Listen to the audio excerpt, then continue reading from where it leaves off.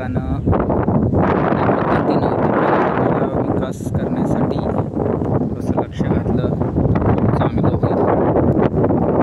कोल्हापूर जिल्ह्याच्या आणि सिंधुदुर्ग जिल्ह्याच्या बॉर्डरवरती हे अप्रतिम असे नजारे आहेत. या धबधब्यांपर्यंत जाण्यासाठी पर्यायी व्यवस्था वन विभागानं रस्त्यांची सोय केली तर खूप चांगलं आहे. इथे पर्यटनाला चालना मिळू शकते. आमदार साहेबांनी पण थोडंसं यामध्ये लक्ष दिलं तर खूप चांगलं होईल असं मला वाटतं.